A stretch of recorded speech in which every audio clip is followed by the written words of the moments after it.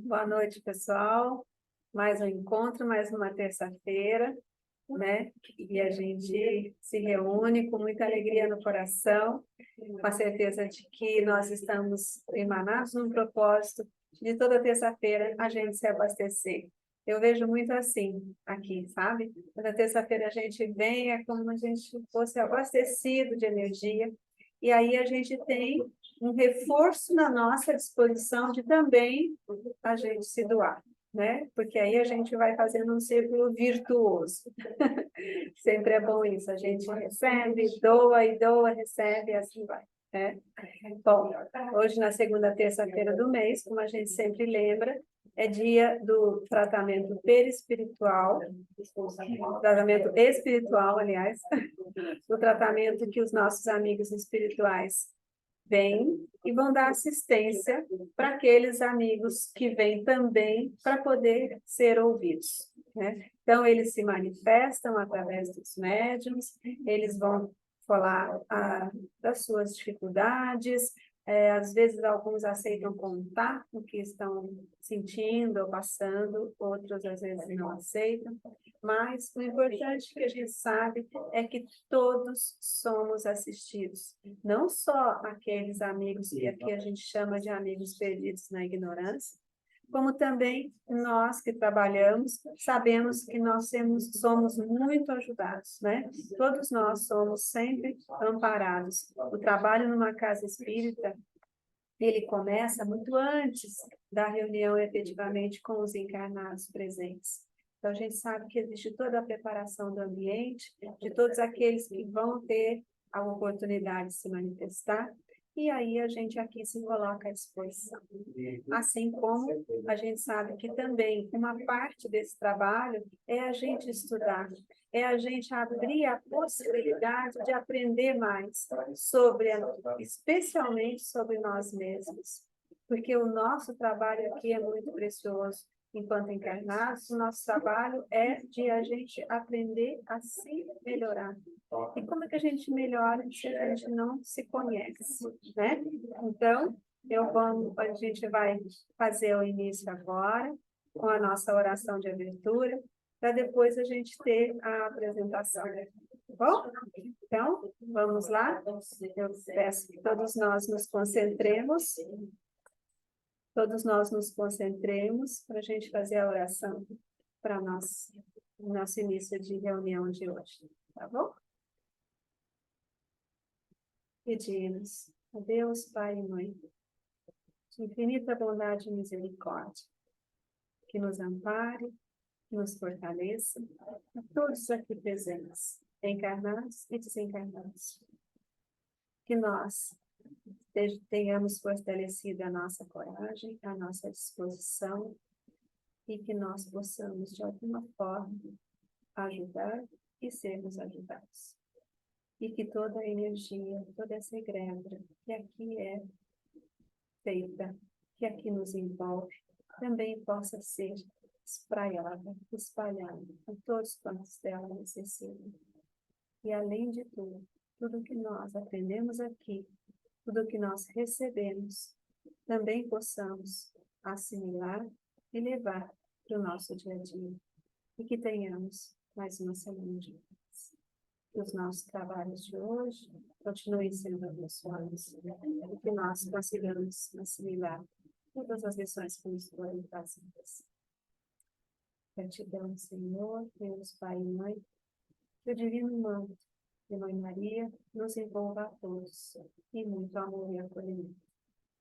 E assim, elevamos nosso pensamento à Mãe Divina, dizendo: Ave Maria, cheia de graça, o Senhor é convosco.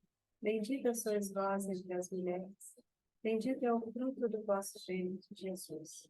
Santa Maria, Mãe de Deus, rogai por nós, pecadores, agora e na hora de nossa morte. Bem, hoje a gente tem a apresentação do nosso querido Nicolau, e é ele que, a partir de agora, assume aqui para conversar com vocês, tá bom? Só um minutinho.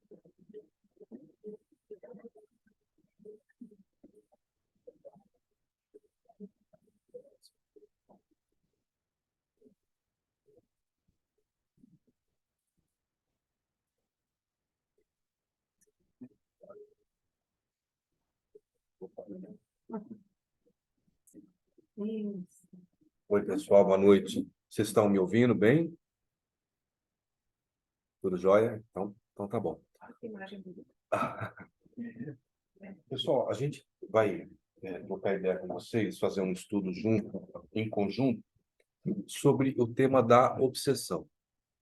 Mas sobre o tema da obsessão, abordando um aspecto que normalmente a gente não costuma falar, né? Abordando a obsessão silenciosa, a chamada obsessão pacífica. Porque a gente, quando pensa em obsessão, a gente pensa logo em influenciação muito explícita, muito notória, muito drástica, né? Mas esses casos explícitos, notórios, drásticos, creio, eles são a menor parte, eles são a minoria. A maioria tem a ver com isso aqui. Eu vou mostrar uma imagem que eu usei aqui para a gente começar a ampliar a nossa visão. Vocês conseguem enxergar? Isso aqui é a capa de um livro. Tem uma criança agachadinha aqui. Estão vendo? E aqui está escrito sobrevivência emocional. As dores da infância revividas no adulto, revividas no drama adulto. A gente fica, às vezes, até chocado com isso, mas eu usei essa imagem, essa figura aqui na nossa reunião presencial e uso agora porque todos nós sabemos que muitas das dores que vivenciamos hoje começaram por influência que nós recebemos na nossa infância.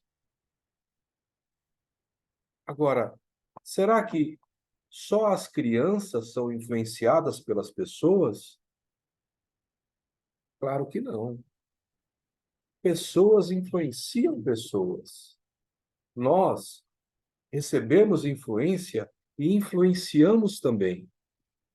Se uma criança pode ter dores que a acompanham por uma vida inteira, de comportamentos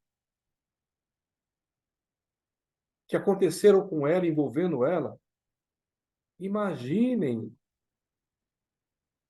as pessoas enquanto desencarnadas, porque aqui eu estou conversando com vocês com esse corpo de matéria grotesca, mas imagine o corpo fluídico, o corpo sutil, o corpo que não fenece, que não se acaba. Imagine o quanto esse corpo pode ser instrumento do espírito, tanto para influenciar quanto para receber influência. É disso que se trata a obsessão. Então, na verdade, quando nós falamos de obsessão, nós falamos de pessoas influenciando pessoas. Pessoas encarnadas influenciando pessoas encarnadas, pessoas desencarnadas influenciando pessoas encarnadas e pessoas encarnadas influenciando pessoas desencarnadas. Por quê? Porque pessoas influenciam e são influenciadas por pessoas. E essas influências são influências muitas vezes invisíveis, tênues, assim como as influências da criança são invisíveis, porque a gente não chega para traumatizar uma criança e falar, olha, eu vou te traumatizar. Não, são comportamentos que acabam influenciando e criam aquele impacto na criança. Da mesma forma, comportamentos tênues ou aprendizados que acontecem de forma, às vezes, silenciosa. Da mesma forma, muitas, ou talvez a maioria das obsessões acontecem de forma silenciosa. E esse tema, obsessão silenciosa, ou como está no livro Cartas e Crônicas, obsessão pacífica, é fruto de uma descrição, de uma narrativa que o espírito de Humberto de Campos trouxe para nós pela mediunidade do Chico Xavier. Humberto de Campos usou um pseudônimo para trazer isso, o pseudônimo de Irmão X, para evitar, na época, controvérsias na família, querendo direitos autorais e tudo. Depois que isso passou, ele voltou a assinar como Humberto de Campos, né? Mas ele traz a história de um encontro dele com um amigo da época que ele estava encarnado. Ele traz essa história e mostra como esse amigo sofreu uma influência sutil e, com isso, teve a encarnação dele totalmente comprometida. Mas antes da gente falar dessa situação, dessa influência, eu vou contar a história, porque se eu for ler vai demorar muito tempo, e eu gostaria que desse tempo ainda para os meus colegas aqui conversarem, meus amigos conversarem um pouquinho sobre esse tema. Eu quero falar de um livro do André Luiz, o livro Ação e Reação. O André Luiz tem toda uma coleção da vida no mundo espiritual. Ele tem o livro Ação e Reação, que conta num capítulo que não fala sobre obsessão, mas acaba tendo a narrativa de um obsessor, como que esse obsessor leva a cabo a sua obsessão. A obsessão era, na verdade, de um tio para um sobrinho que nem conheceu, mas esse tio acabou sendo morto enquanto encarnado pelo pai pelo irmão, que era o pai do sobrinho, por óbvio, né? E esse tio conta como que ele aprendeu a obsediar. Na verdade, ele frequentou um treinamento num lugar nas trevas que se chama Escola dos Vingadores, porque as trevas têm também, nós já conversamos isso várias vezes aqui, que no mundo espiritual é um mundo mesmo, com escolas, com atividades das mais diversas, é o nosso mundo verdadeiro, né? E assim como nós temos a maior parte das atividades para o bem, existem também as atividades para o mal, e atividades feitas com pessoas desencarnadas muito inteligentes, porém, inteligentes por um lado e ignorantes por outro, ignorantes do bem. E essas pessoas dão aulas de como obsediar. E esse espírito, o espírito que é apresentado no livro Ação e Reação, o nome de Leonel, ele conta que toda pessoa, além das vontades comuns e triviais, e momentâneas, em determinadas épocas aparece, toda pessoa tem desejo ou desejos centrais. Desejos centrais que muitas vezes elas mesmas não conhecem. Porém, os espíritos obsessores, muitas vezes treinados, conhecem e conseguem perceber. Eles percebem por indícios do comportamento. Eles vão ligando comportamentos e vendo que esse comportamento é próprio de uma pessoa que tem esse desejo central. E vão testando e vão vendo, e depois que eles acabam constatando qual é o desejo central, aí eles atuam nesse desejo central. Não precisam fazer muito esforço, porque a própria pessoa já tem aquela vontade, aquela, como bem disse o Nivaldo, aquela predisposição para aquilo, para o sexo, para a bebida, para o orgulho, para a vaidade, para a preguiça, para a sovina, enfim. Eu estou contando isso, parei do Humberto de Campos e fui para o André Luiz, porque a história do Humberto de Campos tem tudo a ver com a questão do desejo central. Porque esse amigo do Humberto de Campos teve o seu desejo central percebido pelos obsessores. E quem eram os obsessores? Eram inimigos? Eram pessoas que receberam grande prejuízo, grande maus tratos dele? Não! Eram amigos de encarnações anteriores. Mas como um amigo? Espera, amigo tem diversos tipos de amigo. Eu posso ter um amigo de farra, eu posso ter um amigo de álcool, eu posso ter um amigo de noitada, eu posso ter um amigo de jogo. É importante a gente se lembrar que hoje, como a gente disse aqui, nós somos a melhor versão de nós mesmos. Mas como eu sou a melhor versão de mim mesmo? Eu até brinquei com a Adriana que passou aqui agora, que se eu sou a melhor versão de mim mesmo e sou corintiano, imagina o que eu fui em outras encarnações. Próximo é palmeirense. O Adriano está dizendo que na próxima, para eu evoluir, vou torcer para o Real Madrid. Não, palmeirense. Vejam, nós, em outras encarnações, tivemos muitas, milhares. Nós, em outras encarnações, fomos piores do que somos hoje. E nessas encarnações, nós tínhamos colegas que se compraziam também com aquelas atividades que não eram as melhores. E foi o que aconteceu com esse amigo do Humberto de Campos. Então, a história é mais ou menos assim. Humberto de Campos, desencarnado, encontrou um amigo da encarnação. Ele ficou todo feliz com o amigo que ele encontrou. Ele coloca o nome do amigo, obviamente não é esse, é um nome que ele escolheu, um nome até bem sarcástico, de Custódio Saquarema. Ele encontrou o Custódio, Custódio, poxa vida, que saudade, que bom. E ele se lembrou que o Custódio, na encarnação que ele teve, que ele conheceu, tinha nascido num lar em que o pai e a mãe eram espíritas. E ele pensou, poxa, eu não era espírita, estou tentando me encontrar aqui. O Custódio era espírita, nasceu num lar espírita, então o Custódio deve ter tido uma encarnação maravilhosa, ele deve estar quase indo para um lugar melhor do que a gente está. E ele não se conteve e perguntou para o Custódio: olha,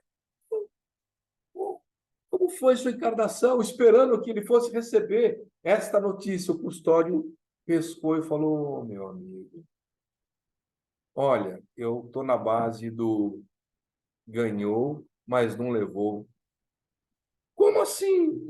Eu sofri uma obsessão silenciosa, uma obsessão pacífica. E aí ele estranhou, ficou parado assim. O Custódio falou: eu vou te contar.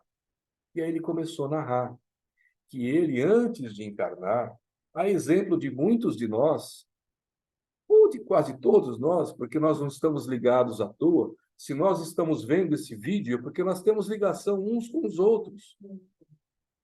Se nós temos afinidade com o Centro Espírita Simplesmente Amor, é porque nós fazemos parte de uma família espiritual que está reunida aqui. E essa família espiritual está reunida por quê? Porque antes de encarnar, teve a dádiva de ter a possibilidade de se reunir. E nós escolhemos aceitar essa possibilidade, usar bem essa possibilidade. E o Custódio Saquarema combinou que ele teria possibilidades de ser um trabalhador do Cristo, um trabalhador espírita. Ele nasceu num lar espírita e que ele teria chamamentos na vida dele para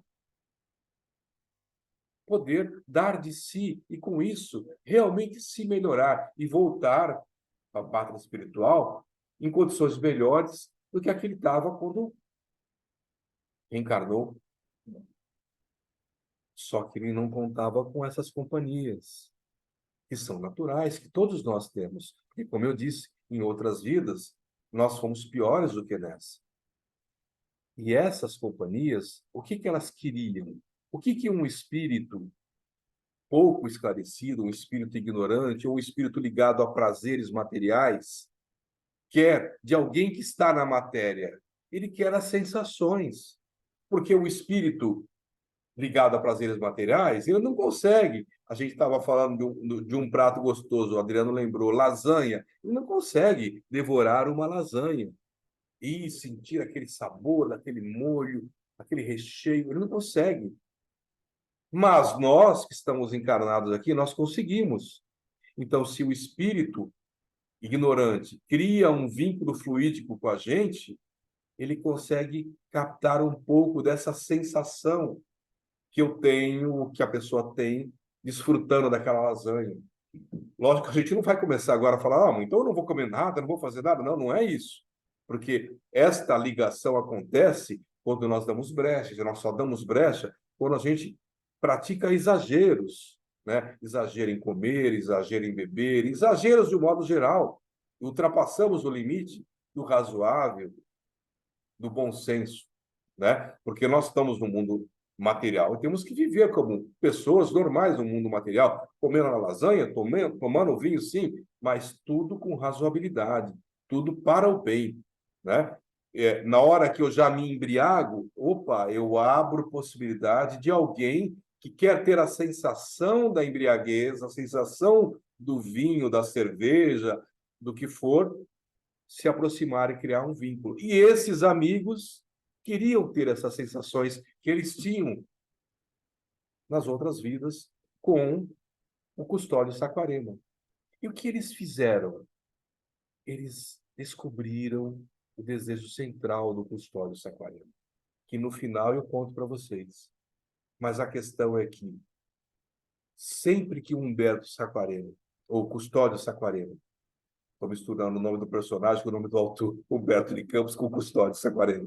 Sempre que o Custódio Saquarema tinha um chamamento para trabalhar, eles vinham sutilmente e lançavam uma ideia ligada ao desejo central. E o Custódio Saquarema recebia aquela ideia como se fosse ele mesmo que estivesse pensando. Então, vamos lá. Vou falando só as ideias que vieram. Foram 5 ocasiões que ele cita no livro. 5 oportunidades. Vamos lá. A primeira oportunidade, o Custódio Saquarema, ele estava saindo da adolescência.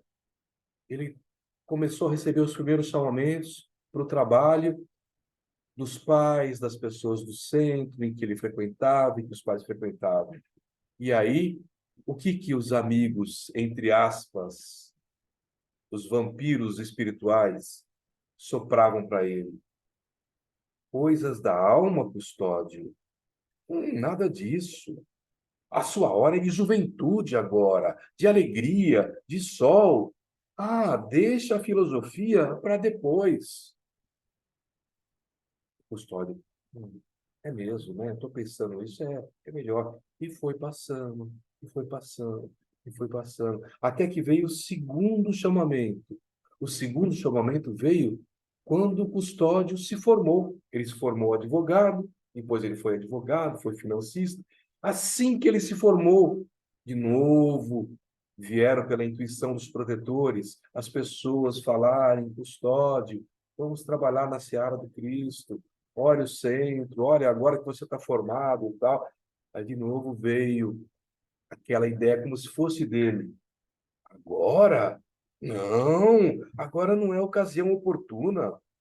De que maneira você vai harmonizar a sua carreira que está se iniciando com assuntos de religião?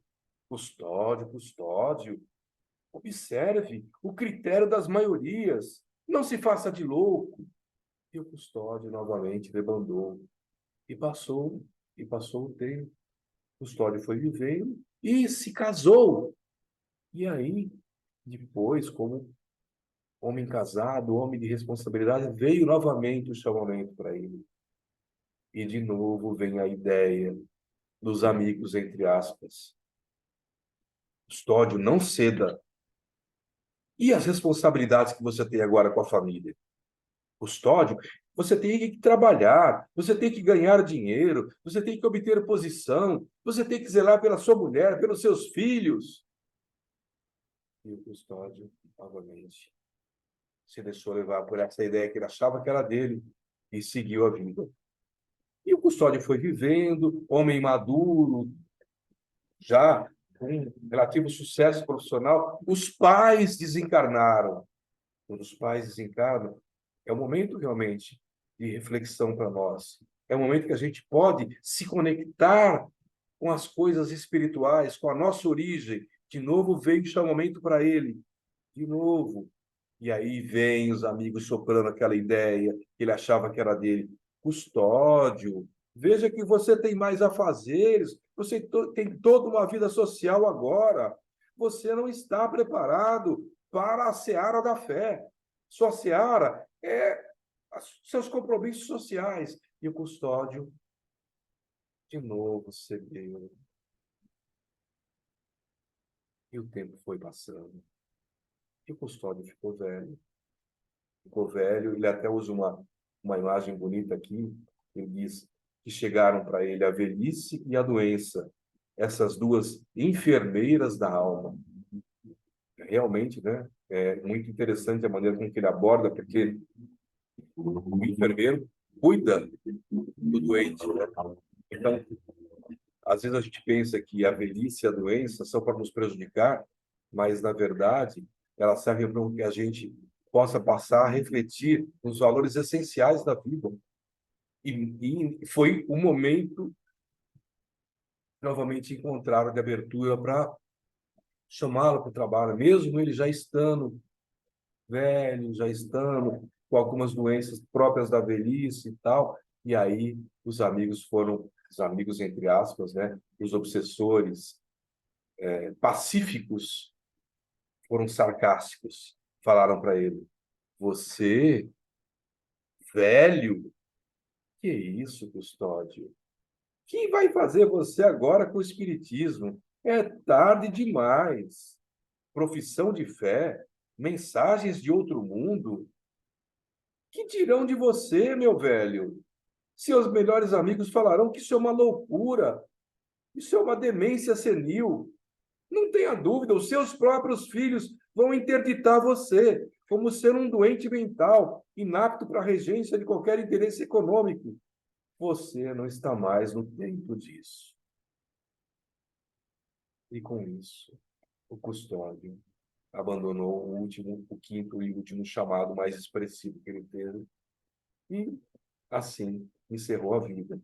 E o Custódio arremata dizendo assim: os meus perseguidores não me se viciaram o corpo, não me conturbaram a mente, acalentaram apenas o meu comodismo.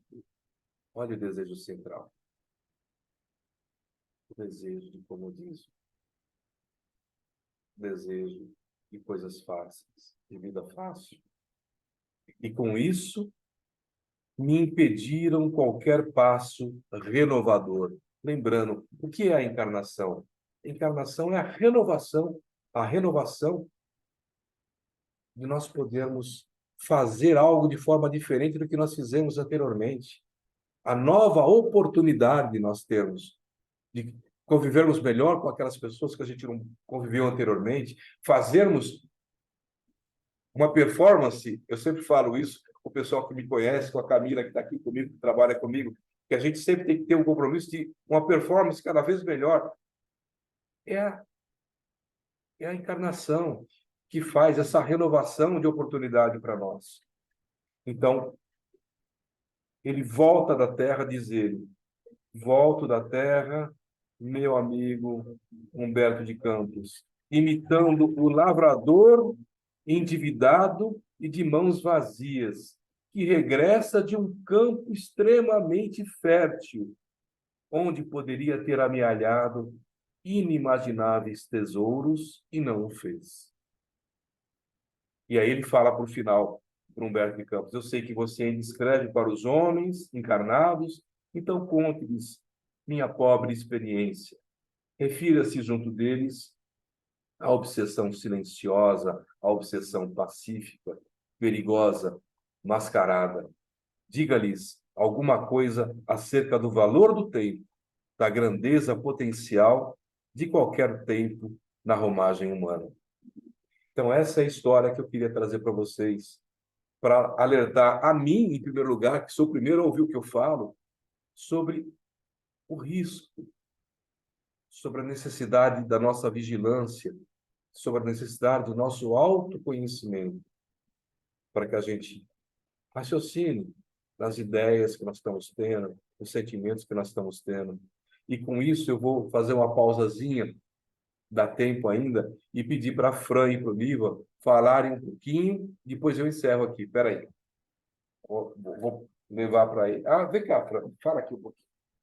Vai lá.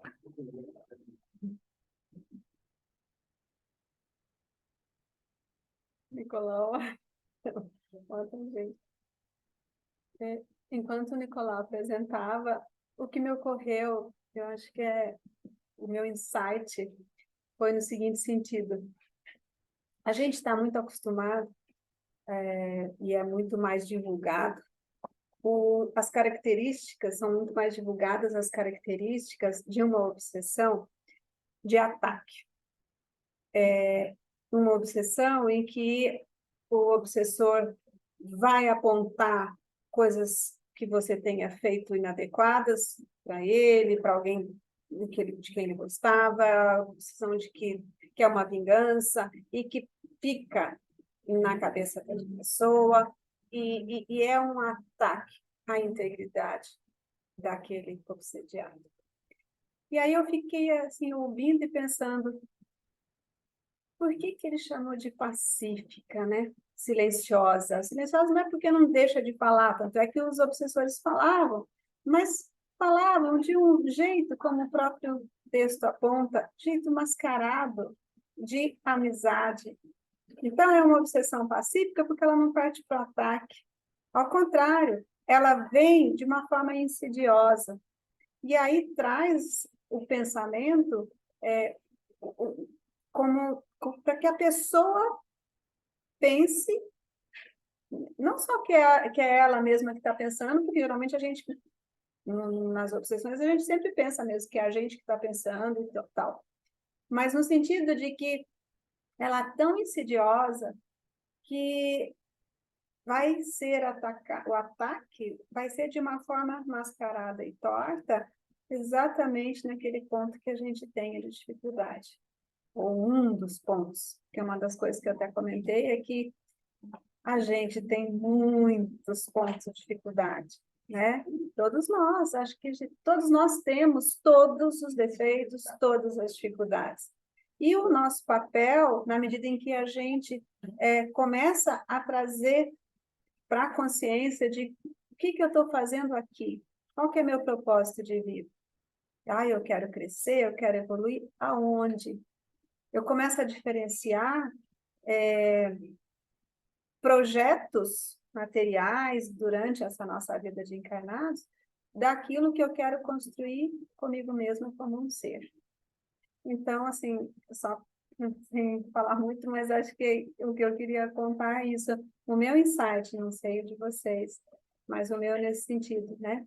O quanto a gente realmente necessita de fazer essa busca, esse estabelecer, abrir, a gente se abrir para poder receber informações, ideias, fazer a conferência entre aquilo que a gente já traz, né? E efetivamente ir lapidando as nossas arestas. Mas a gente só consegue isso quando a gente quando a gente se dispõe e vai trabalhando bastante para ir tentando identificar os nossos desejos, as nossas características, aquelas coisas que realmente dificultam o nosso trabalho de evolução. Tá bom. Tá? O nível tem que descer, então eu vou só. Olha só, pessoal. A Fran falou de identificar, em conhecer a nós mesmos, e eu me lembrei o que a gente também conversou aqui na sessão presencial, de uma lição do Santo Agostinho no Livro dos Espíritos, onde ele falava todo dia, ele quando estava encarnado, no final do dia, ele parava e refletia naquele dia, o que ele fez, o que ele sentiu, o quanto ele pôde melhorar naquele dia. Não melhorar, como a Fran bem disse, em obter coisas, em conquistar coisas, em comprar uma roupa, ou um bem, ou um passeio, ou em conhecer um lugar. Mas o que ele pôde melhorar em relação ao dia anterior. O que ele progrediu, o que ele escorregou, aquela irritação que ele teve, aquela resposta ruim que ele deu, aquele mau sentimento que ele teve, enfim. Essa é uma receita que ele deixa para nós, inclusive numa resposta que os espíritos respondem: conhece-te a ti mesmo, um sábio da antiguidade dizia, né? E aí vem o comentário de Santo Agostinho. E aí eu me lembrei de uma lição no Evangelho segundo o Espiritismo, uma das poucas mensagens de Paulo apóstolo, onde ele fala: não, não basta uma virtude negativa, é necessária uma virtude ativa. O que ele quer dizer? Ele quer dizer que, para fazer-se o bem, sempre é necessária a ação da vontade. Agora, para não praticar o mal, basta, na maioria das vezes, a inércia e a despreocupação. Então, uma alternativa que nós temos para não entrarmos nessa obsessão pacífica é também olharmos o nosso comportamento, a exemplo do que Santo Agostinho fala. Porque muitas vezes nós precisamos primeiro fazer para depois sentir e pensar. Nem sempre a ordem é pensar, sentir e fazer. É possível também se inverter o seu sentimento e o seu pensamento colocando a mão no trabalho e ajudando os outros. Aliás, foi isso o que o Custódio Saquarema não fez. Ele acabou não fazendo nenhum trabalho de auxílio às pessoas no campo espiritual que estava programado para ele fazer. Fora isso, eu diria, a prece é a nossa companheira. Nós já falamos, em vez anterior aqui, daquela prece que tem 100% de eficácia, que a gente se faz esses pedidos com intensidade, com entrega, com fé, é 100% de garantia que a gente recebe. Que pedidos são esses? Coragem, paciência, resignação e os meios para nós mesmos removermos o obstáculo ou atingirmos o objetivo. Sempre nos serão dados coragem, a paciência, a resignação e os meios. Então, sempre que nós pedimos isso, para nós não cairmos nessa obsessão pacífica, nós seremos ajudados. E, como exemplo disso, num livro do Herculano Pires, que chama-se A Obsessão, o Passe e a Doutrinação, é um livretinho, ele dá uma receita de desobsessão, de autodesobsessão. Diz ele, ao acordar, diga a si mesmo: Deus me concede mais um dia de experiências e aprendizado. É fazendo que se aprende. Vou aproveitar o dia. Deus sempre me ajudou e me ajudará hoje também. Trabalhando a nossa vontade, a determinação da nossa vontade, que foi justamente o que foi afetado no Custódio Saquarema, a vontade dele. Então é isso, meus queridos. São essas as considerações. Niva, quer falar alguma coisa, querido? Posso, né? Eu tive que sair na hora que ia falar, né? Então, chega mais aqui, você já fala e já faz a prece. Pode ser? Pode ser. Boa noite, pessoal. Eu não posso perder a oportunidade de fazer a piada, né? O Nicolau me chama assim de surpresa, ele é o meu amigo Custódio Saquarema encarnado, tá? Então, é isso. Mas é um assunto sério, né? Eu mesmo já tratei desse assunto. Aliás, todos nós já tratamos desse assunto aqui, obsessão, influenciação, que é uma realidade. Muitas vezes a gente tem dificuldade de admitir, mas o mundo é um só, né? Nós estamos encarnados e não vemos, mas os espíritos estão aqui ao nosso redor e, através deles, nós temos as boas, mas temos as más influências, né?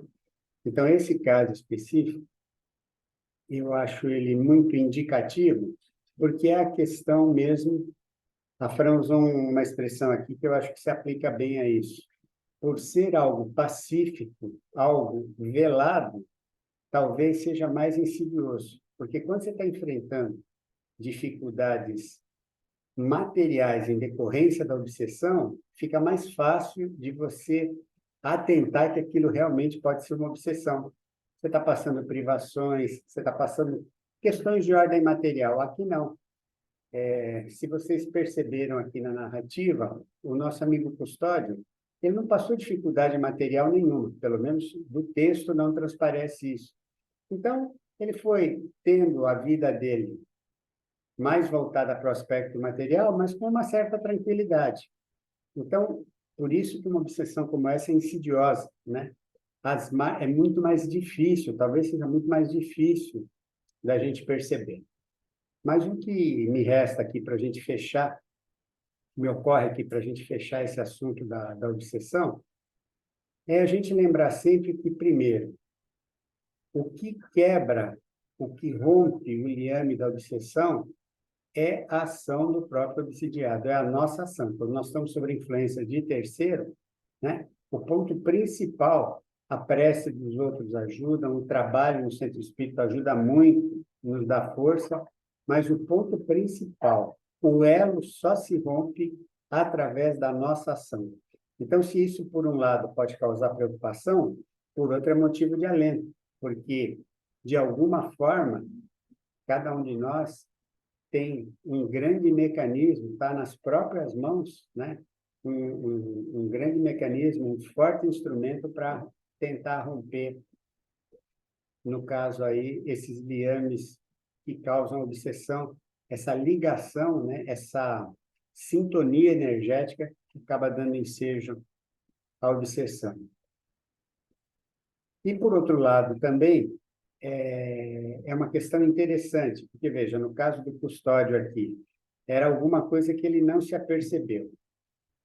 Para quem, de alguma forma, transita aí no mundo da espiritualidade, tem o interesse de aprender, como nós aqui que frequentamos o centro, vocês que participam conosco, justamente porque a gente estuda um pouco, a gente aprende algumas coisas, entende muita coisa do ponto de vista racional, né?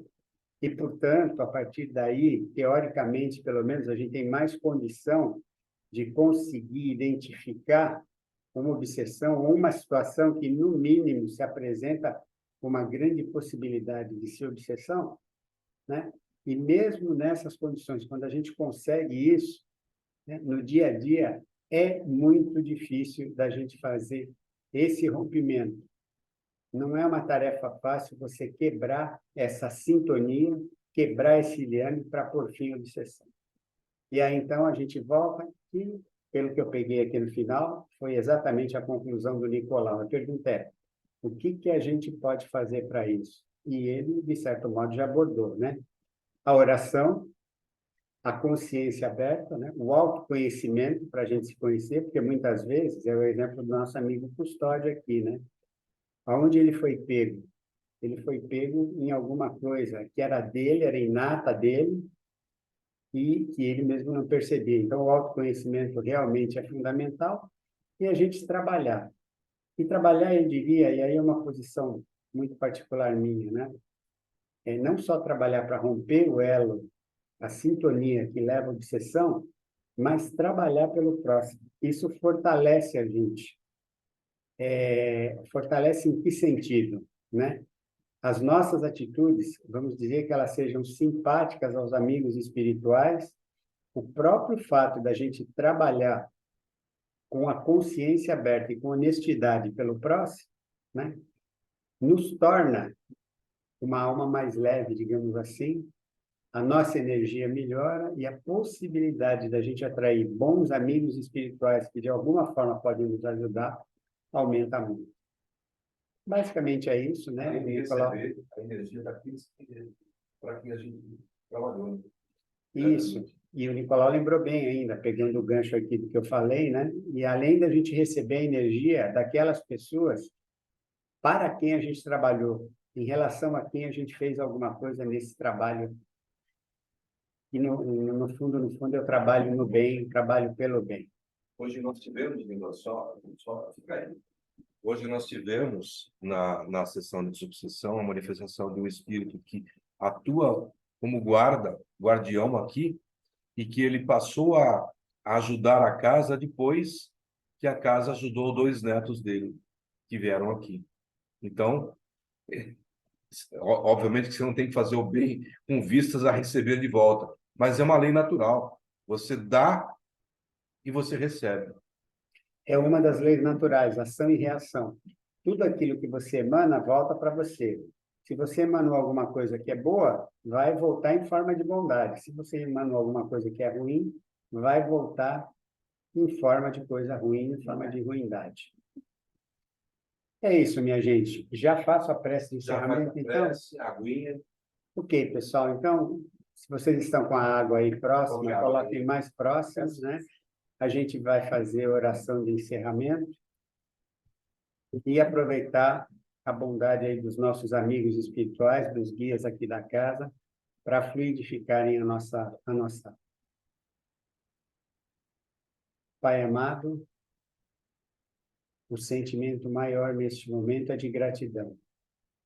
Gratidão pela possibilidade de integrar a egrégora do nosso centro Simplesmente Amor, a possibilidade de estar aqui todas as terças-feiras, alguns de nós de corpo presente, outros com a consciência voltada e a energia voltada para os trabalhos desse centro. É uma oportunidade maravilhosa que melhora as nossas condições, auxilia essa nossa caminhada de consciência espiritual, de aperfeiçoamento em busca do objetivo de todos nós, que é a evolução espiritual. Agradecemos, pois, Senhor, todo o amor que é derramado sobre este trabalho e sobre todos que integram a egrégora do centro. Agradecemos a tua misericórdia, a tua compaixão e renovamos aqui a nossa disposição de continuar servindo de instrumento da tua vontade, da tua ação e dos teus desígnios. Obrigado, Pai. Ave Maria, cheia de graça, o Senhor é convosco. Bendita sois vós entre as mulheres, bendito é o fruto do vosso ventre, Jesus. Santa Maria, Mãe de Deus, rogai por nós, pecadores, agora e na hora de nossa morte. Amém. Muito bem, pessoal. A Fran já está se dirigindo aqui, liberar o microfone de vocês. Então, aqueles que quiserem fazer uma despedida, ou alguma coisa, se alguém quiser colocar alguma coisa. A Fran sempre lembra, e é isso mesmo, né? Essa conversa nossa, a intenção é que ela seja um diálogo. Nós sabemos aqui que o meio online dificulta um pouquinho, mas não inviabiliza totalmente. Então, a partir de agora, está sendo liberado aí o microfone de vocês. Se alguém quiser falar alguma coisa, ou pelo menos se despedir, é só liberar aí na máquina de vocês e fazerem, se manifestarem da forma que quiserem. Da nossa parte aqui, a gente agradece demais, deseja que todos vocês tenham uma excelente semana, né? E que Deus permita que estejamos aqui na próxima terça. Até lá, pessoal. Tchau, tchau.